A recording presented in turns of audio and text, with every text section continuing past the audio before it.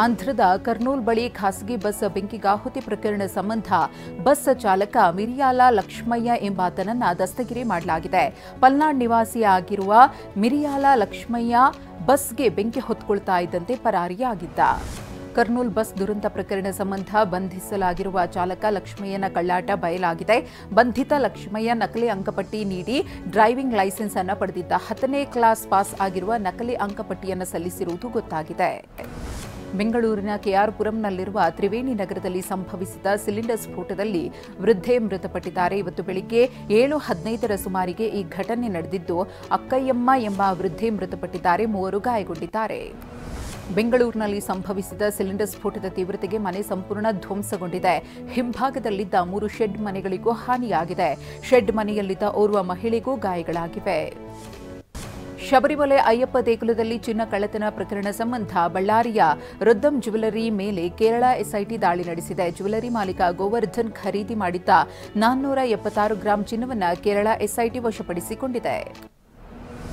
ಶಬರಿಮಲೆ ಅಯ್ಯಪ್ಪ ದೇಗುಲದಲ್ಲಿ ಚಿನ್ನ ಕಳವು ಸಂಬಂಧ ಬೆಂಗಳೂರಿನಲ್ಲಿಯೂ ದಾಳಿ ನಡೆಸಲಾಗಿದೆ. ಶ್ರೀರಾಂಪುರದಲ್ಲಿದ್ದಂತಹ ಆರೋಪಿ ಪೋಟಿ ಉನ್ನಿಕೃಷ್ಣನ್ನ ಮನೆ ಮೇಲೆ ದಾಳಿ ಮಾಡಲಾಗಿದೆ. ಆರೋಪಿಯನ್ನ ಶ್ರೀರಾಂಪುರಕ್ಕೆ ಕರೆತಂದು ತನಿಖೆ ನಡೆಸಲಾಗುತ್ತಿದೆ.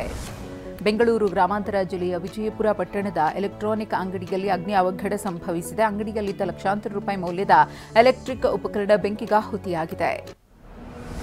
ಬೆಂಗಳೂರು ಗ್ರಾಮಾಂತರ ಜಿಲ್ಲೆಯ ದೇವನಹಳ್ಳಿ ಜೆಎಂಎಫ್ಸಿ ಕೋರ್ಟ್ನಲ್ಲಿ ಮೊಹರುಗಳನ್ನು ಕಳವು ಮಾಡಲಾಗಿದೆ. ಕೋರ್ಟ್ನ ಅತ್ಯಂತ ಮುಖ್ಯ ಕೆಲಸಗಳಿಗೆ ಉಪಯುಕ್ತವಾಗುತ್ತಿದ್ದಂತಹ ಸೀಲ್ಗಳನ್ನು ಕಳ್ಳತನ ಮಾಡಲಾಗಿದೆ. ಹಿರಿಯ ಶಿರಸ್ತೇದಾರ್ ನೀಡಿದ ದೂರಿನ ಅನ್ವಯ ಪ್ರಕರಣ ದಾಖಲಾಗಿದೆ.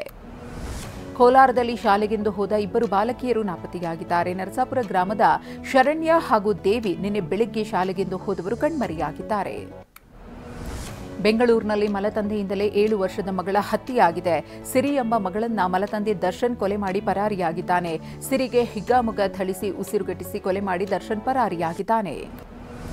ಬೆಂಗಳೂರಿನಲ್ಲಿ ಲವ್ ಜಿಹಾದ್ ಆರೋಪಕ್ಕೆ ಗುರಿಯಾಗಿರುವ ಮೊಹಮ್ಮದ್ ಇಶಾಕ್ ಎಂಬಾತನ ಬಂಧನವಾಗಿದೆ. ಮತಾಂತರಕ್ಕೆ ಒಲ್ಲೆ ಎಂದ ಪ್ರಿಯತಮೆಗೆ ಕೈಕೊಟ್ಟಿದ್ದ ಆರೋಪ ಕೇಳಿಬಂದಿದೆ. ಈತನ ವಿರುದ್ಧ ಅಮೃತಹಳ್ಳಿ ಠಾಣೆಯಲ್ಲಿ ದೂರು ಕೂಡ ದಾಖಲಾಗಿತ್ತು. ಈಗ ಬಂಧಿಸಲಾಗಿದೆ. ಬೆಂಗಳೂರಿನಲ್ಲಿ ಮಹಿಳೆಯ ಖಾಸಗಿ ಫೋಟೋಗಳನ್ನು ಹರಿಬಿಡುವುದಾಗಿ ಬ್ಲಾಕ್ಮೇಲ್ ಮಾಡ್ತಾ ಇದ್ದ ಆರೋಪ ಕೇಳಿಬಂದಿದೆ. ಈ ಸಂಬಂಧ ಚಂದ್ರಶೇಖರ್ ಎಂಬುವರ ವಿರುದ್ಧ ಬ್ಯಾಡರಹಳ್ಳಿ ಠಾಣೆಯಲ್ಲಿ ದೂರು ದಾಖಲಾಗಿದೆ. ಯಾದಗಿರಿ ಜಿಲ್ಲೆಯ ಶಹಾಪುರದಲ್ಲಿ ಅಮಾನವೀಯ ಘಟನೆ ನಡೆದಿದೆ. ಅಕ್ರಮ ಸಂಬಂಧ ಆರೋಪ ಮಹಿಳೆಯನ್ನ ನಗ್ನಗೊಳಿಸಿ ದೌರ್ಜನ್ಯವೆಸಗಿರುವುದು ತಡವಾಗಿ ಬೆಳಕಿಗೆ ಬಂದಿದೆ. ತಲೆ ಕೂದಲು ಕತ್ತರಿಸಿ ಸುಣ್ಣ ಹಚ್ಚಿ ಖಾರದ ಪುಡಿಯನ್ನು ಎರಚಿ ದೌರ್ಜನ್ಯವೆಸಗಲಾಗಿದೆ. ಯಾದಗಿರಿಯಲ್ಲಿ ಮಹಿಳೆ ಮೇಲೆ ದೌರ್ಜನ್ಯ ಪ್ರಕರಣ ಸಂಬಂಧ ಕೆಂಬಾವಿ ಪೊಲೀಸ್ ಠಾಣೆಯಲ್ಲಿ 11 ಜನರ ವಿರುದ್ಧ ಪ್ರಕರಣ ದಾಖಲಾಗಿದೆ. ಕಸ್ತೂರಿಬಾಯಿ ಡಾಕಪ್ಪ ಎಂಬುವರ ಬಂಧನವಾಗಿದೆ. ಇನ್ನುಳಿದ 9 ಮಂದಿ ಆರೋಪಿಗಳು ಮೊಬೈಲ್ ಸ್ವಿಚ್ ಆಫ್ ಮಾಡಿಕೊಂಡು ಎಸ್ಕೇಪ್ ಆಗಿದ್ದಾರೆ. ಕೋಲಾರ ಜಿಲ್ಲೆಯ ಬಂಗಾರಪೇಟೆಯಲ್ಲಿರುವ ಚೌಡೇಶ್ವರಿ ದೇವಾಲಯದ ಹುಂಡಿಗೆ ಕನ್ನ ಹಾಕಲಾಗಿದೆ. ತೊರಗನದೊಡ್ಡಿ ಗ್ರಾಮದಲ್ಲಿರುವ ದೇವಾಲಯದಲ್ಲಿರುವ ಹುಂಡಿ ಹಣವನ್ನು ತೆಗೆದುಕೊಂಡು ಕಳ್ಳರು ಪರಾರಿಯಾಗಿದ್ದಾರೆ. ಯಶವಂತಪುರ ವಿಧಾನಸಭಾ ಕ್ಷೇತ್ರ ವ್ಯಾಪ್ತಿಯ ಹೇರೋಹಳ್ಳಿಯ ಗಾಂಧಿ ಉದ್ಯಾನವನದಲ್ಲಿ ನಡೆದ ಬೆಂಗಳೂರು ನಡಿಗೆ ಕಾರ್ಯಕ್ರಮದಲ್ಲಿ ಡಿಸಿಎಂ ಡಿಕೆ ಶಿವಕುಮಾರ್ ಭಾಗಿಯಾಗಿದ್ದರು. ಸ್ಥಳೀಯರ ಸಮಸ್ಯೆಗಳನ್ನು ಆಲಿಸಿದ್ರು. ಡಿಕೆ ಶಿವಕುಮಾರ್ ಅವರಿಗೆ ಶಾಸಕ ಎಸ್ಟಿ ಸೋಮಶೇಖರ್ ಅವರು ಸಾಥ್ ನೀಡಿದರು. ದೆಹಲಿಯಲ್ಲಿ ಮತ್ತೆ ವಾಯುಗುಣಮಟ್ಟ ವಿಷಮ ಸ್ಥಿತಿಗೆ ತಲುಪಿದೆ.